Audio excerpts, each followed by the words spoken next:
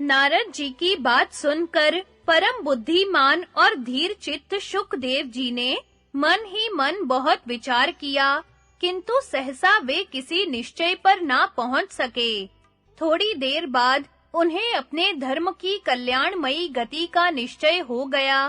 फिर वे सोचने लगे, मैं सब प्रकार की उपाधियों से मुक्त होकर किस प्रकार उस उत्तम गति को प्राप्त करूं, जहां से फिर इस संसार सागर में लौटना न पड़े, जहां जाने पर जीव की पुनरावृत्ति नहीं होती। मैं उसी परम भाव को प्राप्त करना चाहता हूँ। सब प्रकार की आसक्तियों का परित्याग करके मैंने मन के द्वारा उत्तम गति पाने का निश्चय किया है। अब मैं वहीं जाऊंगा जहां मेरी आत्मा को शांति मिलेगी तथा जहां मैं अक्षय, अविकारी और सनातन रूप से स्थिर रहूंगा। किंतु वह परम गति योग का सेवन किए बिना प्राप्त नहीं हो सकती। कर्म के द्वारा देह बंधन से छुटकारा मिलना असंभव है। इसलिए अब मैं योग का आश्रय लेकर इस देह गेह का परित्याग कर दूंगा और वायु रूप से तेजोमय आदित्य मंडल में प्रवेश कर जाऊंगा। देवता लोग चंद्रमा का अमृत पीकर जिस प्रकार उसे क्षीण कर देते हैं, उस प्रकार सूर्य देव का क्षय नहीं होता। धूम मार्ग से चंद्र मंडल में गया हुआ जीव कर्म भोग समाप्त होने पर भी कंपायमान होकर फिर इस पृथ्वी पर गिर पड़ता है। इसी प्रकार नूतन कर्म फल भोगने के लिए वह पुनः चंद्रलोक में जाता है। सारांश यह कि चंद्रलोक में जाने वाले को आवागमन से छुटकारा नहीं मिलता। इसके सिवा चंद्रमा सदा घटता बढ़ता रहता है, उसकी हास वृद्धि का सिलसिला कभी नहीं टूटता। अतः इन सब बातों का विचार करके मुझे चंद्रलोक में जाने की इच्छा नहीं होती, परंतु सूर्य देव अपनी प्रचंड किरणों से समस्त जगत को संताप देते हैं। वे सबके तेज को स्वयं ग्रहण करते हैं, इसलिए उनका मंडल सदा अक्षय बना रहता है।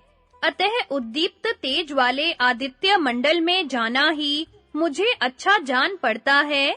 वहां मैं निर्भीक होकर रहूंगा, कोई मेरा पराभव नहीं कर सकेगा। इस शरीर को सूर्य लोक में डालकर मैं ऋषियों के साथ सूर्य देव के अत्यंत दुस्सह तेज में प्रवेश कर जाऊंगा। इसके लिए मैं नग, नाग, पर्वत, पृथ्वी, दिशा, आकाश, देव, दानव, गंधर्व, पिशाच, सर्प और राक्षसों से पूछकर उनकी आज्ञा लेना चाहता हूँ। आज मैं जगत के संपूर्ण भूतों में प्रवेश करूंगा। समस्त देवता और ऋषि मेरी योग शक्ति का प्रभाव देखें। ऐसा निश्चय करके शुकदेव जी ने विश्व विख्यात देव ऋषि नारद जी से आज्ञा मांगी। जब उनकी अनुमति मिल गई, तो वे अपने पिता महामुनि श्री कृष्ण द्वैपायन के पास आए और उन्होंने उनके चरणों में प्रणाम करके उनकी प्रदक्षिणा की। तत्पश्चात उनसे सूर्यलोक को जाने के लिए आज्ञा मांगी और मोक्ष का विचार करते हुए वे पिता को वहीं छोड़ सिद्ध गणों से सेवित कैलाश के शिखर पर चले गए। शुकदेव की उधर्व गति का वर्णन तथा व्यास को महादेव जी का आश्वासन देना। भीष्म जी कहते हैं, युधिष्ठिर, व्यास पुत्र शुकदेव जी कैलाश शिखर पर पहुंचकर एकांत में समतल भूमि पर बैठ गए और शास्त्रोक्त विधि से संपूर्ण शरीर में आत्मा की धारणा करने लगे। थोड़ी ही देर में जब सूर्य उदय हुआ, तो वे हाथ पैर समेटकर विनीत भाव से पूर्व दिशा की ओर मुंह करके बैठे और योग में प्रवृत्त हो गए। वहां पक्षी नहीं थे और किसी का कोलाहल नहीं सुनाई पड़ता था। उस समय वे सब प्रकार के संगों से रहित आत्मा का साक्षात्कार करके खूब हंसे। फिर मोक्ष मार्ग की उपलब्धि के लिए योग का आश्रय ले महान योगेश्वर होकर उन्होंने आकाश में उड़ने का विचार किया। तदनंतर देवर्षि नारद के पास जाकर उनकी प्रदक्षिणा की और उनसे अपने योग के संबंध में इस प्रकार निवेदन किया। तपोधन, अब मुझे मोक्ष मार्ग का दर्शन हो गया, आपका कल्याण हो, अब मैं वहां जाने को तैयार हूँ। आपकी कृपा से अभीष्ट गति प्राप्त करूंगा। नारद जी की आज्ञा पाकर व्यास नंदन शुकदेव जी उन्हें प्रणाम करके पुनः योग में स्थित हुए और कैलाश शिखर से उछलकर आकाश में जा पहुँचे। फिर वायु का रूप धारण कर अंतरिक्ष में विचरने लगे। उस समय शुकदेव जी का तेज सूर्य और अग्नि के समान उद्दीप्त हो रहा था। वे निश्चयात्मक बुद्धि के द्वारा संपूर्ण त्रिलोकी को आत्मभाव से देखते हुए बहुत दूर तक आगे बढ़ गए। उन्हें निर्भय होकर शांत और एकाग्र चित्त से ऊपर जाते देख संपूर्ण चराचर प्राणियों ने अपनी शक्ति और रीति के अनुसार उनका पूजन किया। देवताओं ने उन पर दिव्य फूलों की वर्षा की। तीनों लोकों में प्रसिद्ध परम धर्मात्मा शुकदेव जी पूर्व दिशा की ओर मुंह करके सूर्य को देखते हुए मौन भाव से आगे बढ़ रहे थे। थोड़ी ही देर में वे मलय पर्वत पर जा पहुँचे, जहां उर्वशी और पूर्वचित्ती ये दो अप्सराएं सदा निवास करती हैं। ब्रह्म ऋषि व्यास जी के पुत्र शुकदेव को इस प्रकार जाते देख उन दोनों अप्सराओं को बड़ा आश्चर्य हुआ।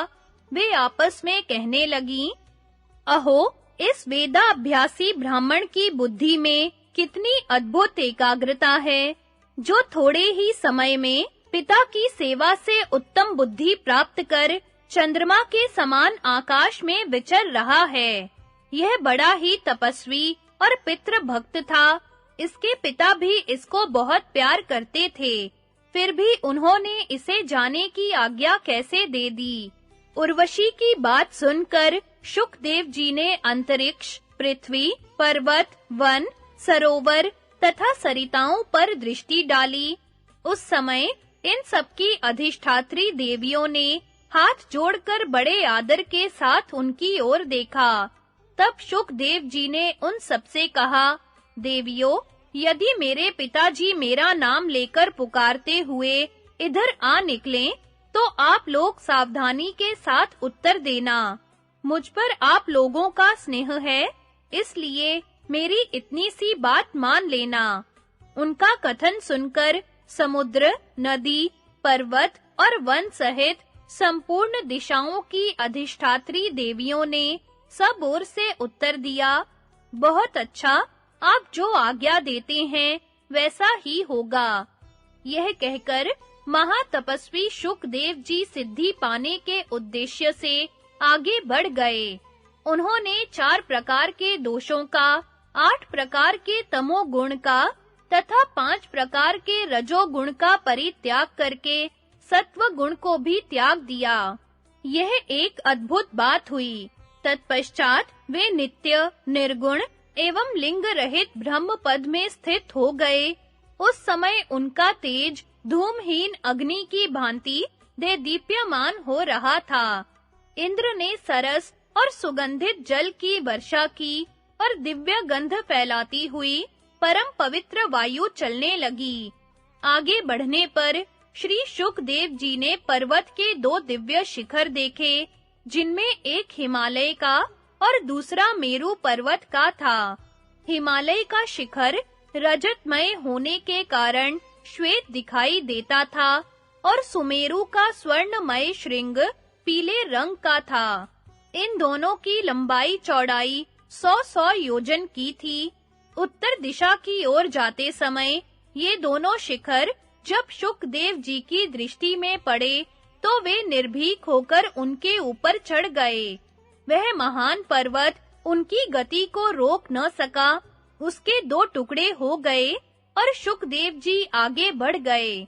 यह देख उस पर्वत पर रहने वाले संपूर्ण देवताओं, गंधर्वों और ऋषियों ने बड़े जोर से हर्षनाद किया। उनकी हर्ष ध्वनि आकाश में चारों ओर गूंज उठी तथा वहां सब ओर शुकदेव जी के प्रति साधुवाद के शब्द सुनाई पड़ने लगे। उस समय देवता, गंधर्व, यक्ष, राक्षस और विद्याधरों ने उनका पूजन किया। उनके चढ़ाए हुए दिव्य पुष्पों की वर्षा से वहां का सारा आकाश छा गया। तदनंतर उधर्वलोक में जाते हुए शुकदेव जी ने आकाश गंगा का दर्शन किया। इस प्रकार उन्हें सिद्धि के लिए उत्क्रमण करते जान उनके पिता वेद व्यास जी भी स्नेहवश उत्तम गति का आश्रय ले उनके पीछे-पीछे आने लगे। पलक मारते-मारते वे उस स्थान पर जा पहुँचे जहाँ से पर्वत को गिराकर शुकदेव जी आगे बढ़े थे। वहाँ उन्होंने पर्वत के 2 टुकड़े देखे। उस समय वहाँ रहने वाले ऋषियों ने आकर व्यास जी से उनके पुत्र का वह अलौकिक कर्म कह सुनाया। तब व्यास जी ने शुकदेव का नाम लेकर बड़े जोर से क्रंदन किया। उनकी आवाज से तीनों लोग गूंज उठे।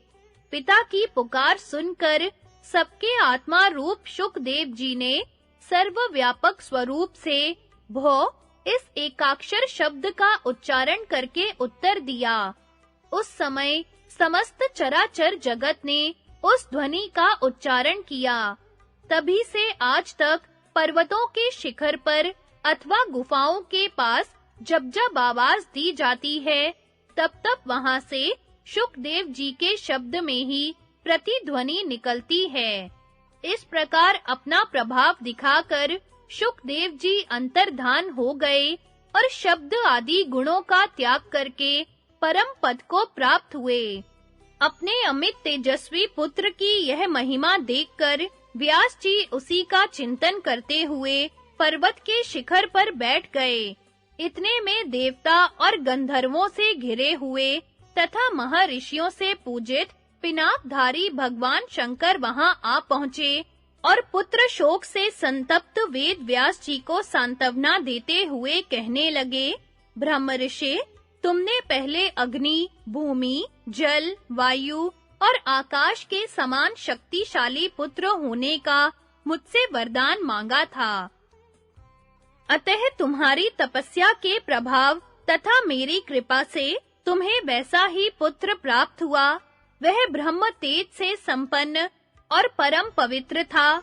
इस समय उसने ऐसी उत्तम गति प्राप्त की है जो अजितेंद्रिय पुरुषों तथा देवताओं के लिए भी दुर्लभ है। फिर भी तुम उसके लिए क्यों शोक कर रहे हो?